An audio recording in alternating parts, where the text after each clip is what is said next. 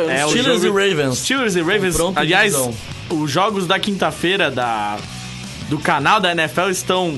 Todos. Ao menos na teoria, muito melhores que os do Monday Night, pelo menos que a gente viu ontem. Os confrontos, praticamente todos os confrontos de divisão, exceto 2.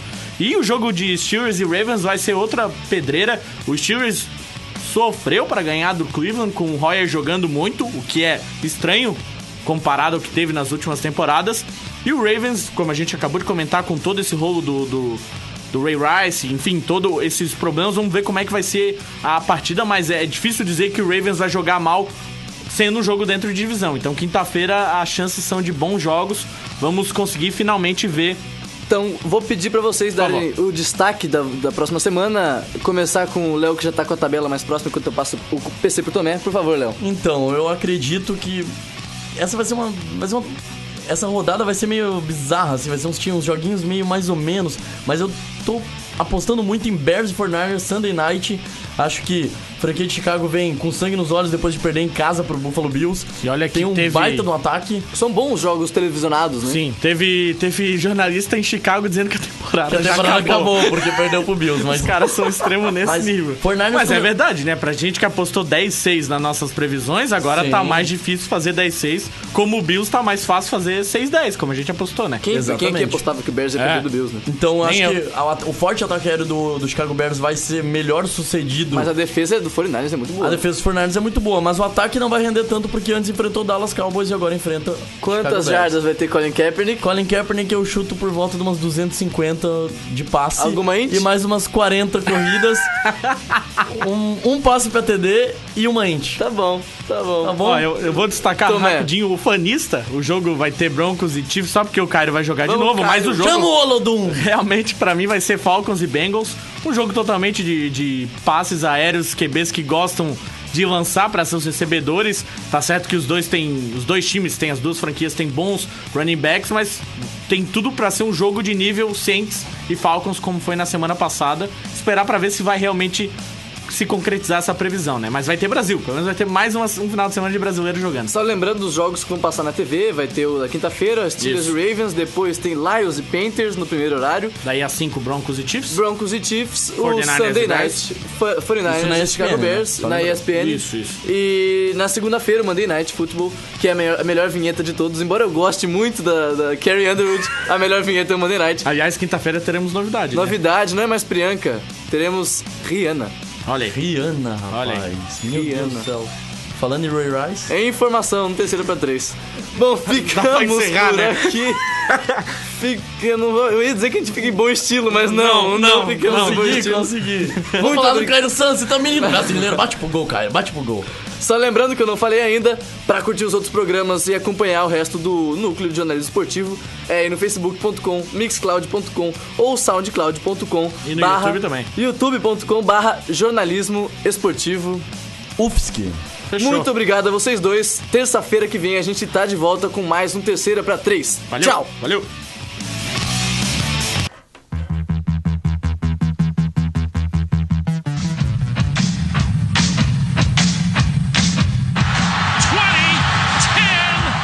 Se manda com ela pelo lado direito de Marius Fumble the ball and Denver has recovered. Oh my! Vai para um arranha-céu!